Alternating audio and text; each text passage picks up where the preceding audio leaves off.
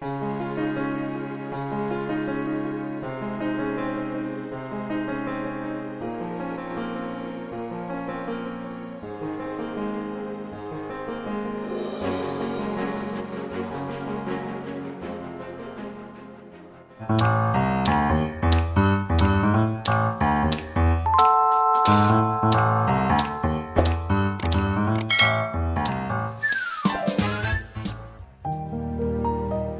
warahmatullahi, welcome back to my channel Ferida Story Turki Indo YouTube channel.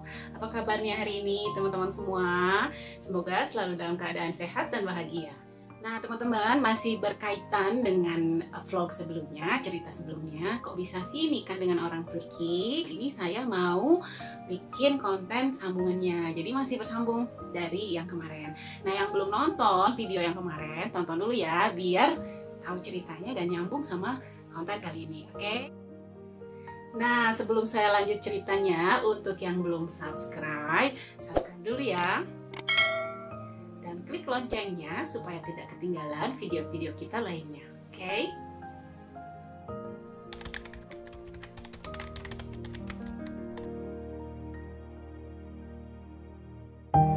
Nah teman-teman, di video sebelumnya saya udah cerita bahwa setelah kita memutuskan untuk menikah, saya dan Babang Turki, kita nggak bisa langsung nikah karena Babang Turki dapat kontrak kerja di Saudi selama 1 tahun. Artinya kita masih harus nunggu selama 1 tahun untuk bisa menikah. Nah setelah penantian panjang selama 1 tahun, akhirnya tiba juga saatnya Babang Turki untuk datang ke Indonesia. Dan ini adalah saat pertama kalinya kami bertemu bertatap muka secara langsung di kehidupan nyata. Karena sebelumnya kita cuma ngobrol-ngobrol via video call aja. Dan ini pertama kalinya kita akan ketemu. Nah pastinya tuh rasanya tuh deg-degan banget teman-teman. Deg-degan ya, campur aduk rasanya gitu ya. Gimana ya, susah untuk diceritain. Pokoknya antara percaya dan gak percaya gitu, antara bener nggak sih gitu, is it a dream gitu kan, am I crazy gitu gila nggak sih gitu kan, mau nikah sama orang yang belum pernah ketemu sebelumnya, only on video call gitu kan. Itu deg-degan banget gitu, tapi coba mantepin hati karena pas saat mau berangkat dari Turki ke Indonesia di airport kita masih video callan gitu, saat pesawat belum take off juga kita video callan gitu. Jadi itu lumayan nenangin gitu ya. Jadi di hari itu Babang Turkinya berangkat dari Turki, terus besoknya baru nyampe ke Indonesia. Nah di jadwalnya itu sampai ke Indonesia itu jam 15.30 sore ya, di jadwalnya. Nah saya jemput Babang Turki ke airport itu ditemenin sama tetangga, suami istri, suaminya yang nyetir. Nah kita pergi dari Bandung, Cimahi itu pagi-pagi sekitar jam berapa ya, saya lupa, jam 8 apa jam 9 gitu ya. Kami pergi ke airport. Nyampe di airport itu habis zuhur ya. Jadi kita nyampainya lebih awal. Memang merencanakannya lebih awal supaya nggak telat nyampainya gitu. Nah ada waktu untuk menunggu, lumayan lah waktu untuk menunggu itu lumayan menenangkan diri gitu kan. Deg-degan teman-teman ya, deg-degan banget gitu kan, karena selama di pesawat otomatis nggak bisa kontekan gitu kan, nggak bisa kontekan. Jadi ada waktu kita untuk menenangin diri. Nah kan tadi jadwalnya itu jam 15.30 tuh pesawat nyampe landing ya. Diperkirakan, kalau perkiraan kita sih dari dari datang terus urusin visa, paspor, terus ambil bagasi gitu kan, itu ada waktu lah dari situ 30 sampai 1 jam biasanya gitu kan. Nah jadi pas jam 3 itu azan asar, jadi saya sholat dulu ke musola gitu kan, masih ada waktu biar tenang juga. Nah dan tetangga saya tuh nunggu di tempat lain gitu. Nah begitu selesai sholat, ada masuk call gitu, ternyata dari dia gitu.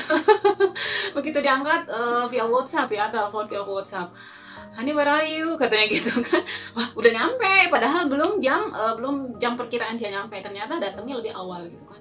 Saya buru-buru turun ke tempat gate yang keluarnya dia gitu. Nah saya udah nggak inget lagi tetangga ada di mana, saya buru-buru turun gitu. Deg-degan, tambah deg-degan ya Allah, tambah deg-degan. Kebayang deh perasaannya campur aduk gitu ya. Saya udah nunggu gate itu, biasanya kan datang tuh ada 2 gate ya, kita nggak tahu gate yang mana, tapi saya nunggunya di situlah, perkiraan mungkin di situ gitu. Terus saya nunggu, duduk berdiri gitu kan, ngebayangin dia kayak gimana. Begitu datang setiap orang diliatin, begitu yang keluar dari pintu tuh setiap orang saya liatin gitu ya, bukan, ini bukan ya, bukan gitu kan. Kalau saya pikir kan nggak gitu beda jauh lah ya antara di video call sama realnya gitu. Deg-degan, berdoa.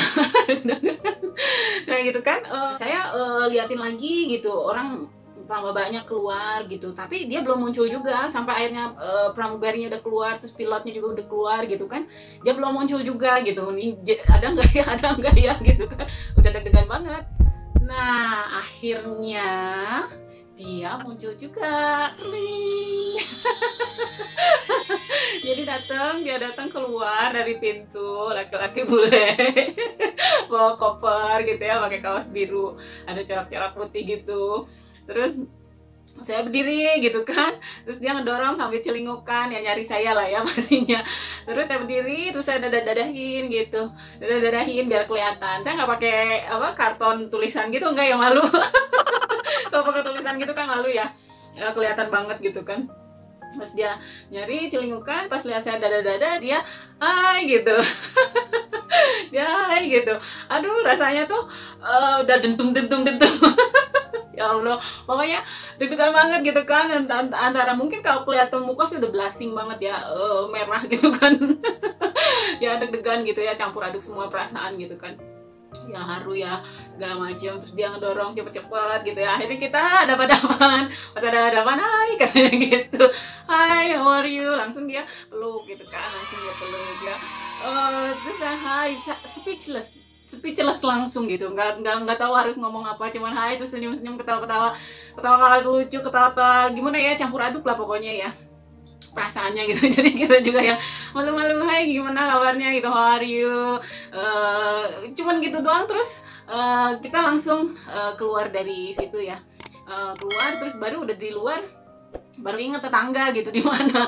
Ternyata tetangga saya lagi ngambil mobil dari tempat parkir untuk jemput kita gitu. Nah sambil nunggu kita masih mesem-mesem gitu kan, langsung saya bilang ayo foto-foto. Baru ingat tuh foto, kita foto udah ketemu, karena keluarga teman-teman itu udah juga sama deg-degannya nungguin kita, kabar dari kita gitu. Keluarganya dia juga nungguin kabar dari kita, ini bener nggak ketemu gitu ya, ini udah ketemu belum gitu. Kan khawatirnya udah jemput orangnya nggak datang, terus orangnya nggak ada gitu kan. Akhirnya kita foto gitu.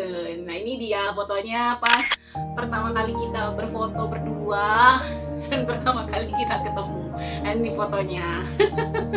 Nah ini terus udah gitu datanglah tangga kan ya, akhirnya kita naik mobil gitu kan ya. Nah karena memang besoknya itu kita mau ke Turkish Embassy untuk minta surat pengantar menikah gitu. Jadi hari itu karena langsungnya jadi malam ya, kita nginep.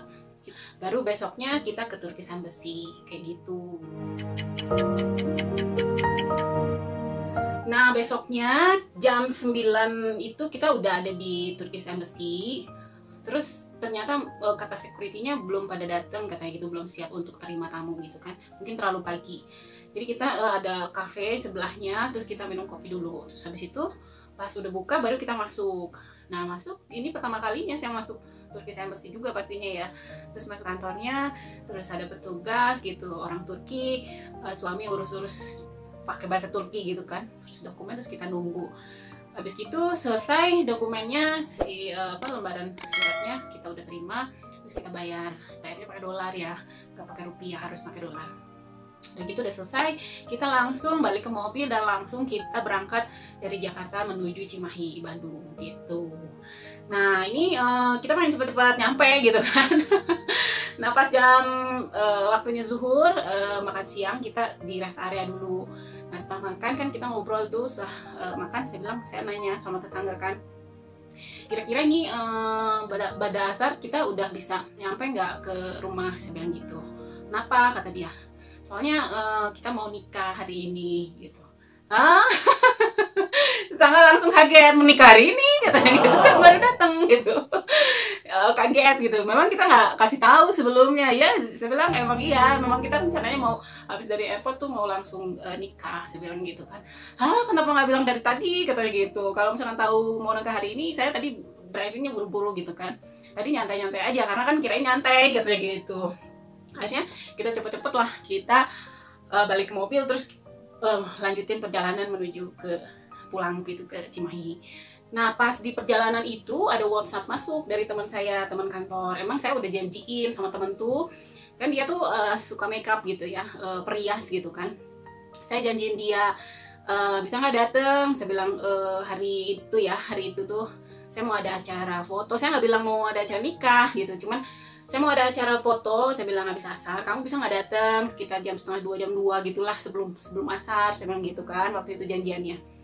Bisa katanya gitu. Nah pas di hari itu, pas saya lagi on the way di perjalanan, dia message saya, WhatsApp saya, "Bu ini ada apa?" katanya gitu. Dia kaget karena di rumah udah pada rapi gitu. Ada makanan katanya. "Itu kenapa? Ada apa sih?" katanya gitu. Kok saya kaget, kok saya jadi deg-degan. Dia bilang, "Ada apa sih, bingung nih," katanya. "Udah ada makanan, udah seteteh," karena kakak saya tuh udah dandan gitu kan. Dia kaget, terus saya jadi ketawa gitu kan. Terus saya bilang, "Iya saya mau nikah." Langsung dia kaget, gitu kan, "Kok nggak bilang sih?" gitu kan. Nah ini ada chatnya juga masih ada waktu itu. Kebetulan saya lihat di WhatsApp, chatnya dia masih ada nih, kayak gini nih chat kita waktu itu.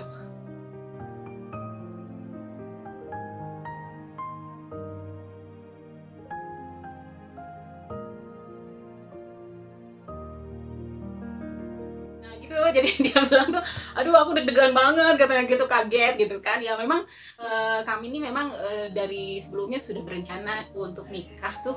Pas datang dari airport itu nyampe rumah itu kita pengennya langsung nikah gitu kan ya. Nah kenapanya kok langsung nikah, kok langsung sih nikahnya nggak besok-besoknya gitu ya, nanti saya ceritain ya pas di akhir, nanti saya ceritain alasannya gitu ya. Saya terusin dulu cerita yang tadi ya, kan kita lagi di perjalanan nih. Nah udah gitu kita nyampe lah ke rumah gitu kan. Di rumah memang udah mulai siap-siap kan ya. Nah teman-teman saya udah ada gitu kan. Teman yang mau rias itu juga ada. Kita memang tidak banyak mengundang, cuman keluarga inti. Terus kita juga cuman infoin tetangga kiri kanan gitu kan. Terus ada teman-teman deket itu yang tahu kita mau nikah di hari itu gitu ya. Jadi pas datang tuh semua langsung menyambut gitu kan. Kalau ada yang mesem-mesem gitu kan, percaya nggak percaya gitu. Si bulannya udah ada gitu kan. Semua tuh kayak apa ya? Kayak antara percaya nggak percaya gitu kan. Dan ternyata yang mau nikahin kami penghulunya itu sudah ada. Itu Pak Ustadz yang mau menikahkan kami itu udah ada, udah nunggu. Kitanya yang masih baru datang gitu, masih keringetan, langsung masuk kamar gitu kan. Kita masuk kamar gitu, wah semua pada rame deh, apa namanya, baju mana gitu kan. Terus Babang Turki juga kan bawa baju sendiri. Saya bukain dulu kopernya gitu, terus siapin bajunya. Terus saya juga langsung masuk kamar, saya langsung ganti baju gitu kan, baju untuk nikah, akad nikah itu memang bajunya saya udah siapin sebelumnya gitu kan. Cuman teman saya kan yang mau ngerias, dia nggak bawa makeupan apa-apa kan. Nggak bawa alat-alat. Dia bilang, "Aduh saya nggak bawa alat-alat, udahlah seadanya aja lah," gitu. Saya juga memang nggak mau menor-menor kan, apa namanya, dandanannya gitu kan, udah seadanya aja. Jadi apa namanya, makeupan si alisnya segala macamnya kita nyari-nyari dulu gitu kan. Kita pakai pakaian nikah gitu. Terus saya pasang hijab sendiri gitu. Terus habis sholat asar langsung kita duduk di ruang tamu, semua udah siap. Jadi begitu nyampe, narik nafas juga belum sempat istirahat, belum apa, langsung ganti baju langsung nikah gitu. Jadi seru banget lah pokoknya. Kayak baru ketemu langsung nikah tuh ya pasti seru gitu kan.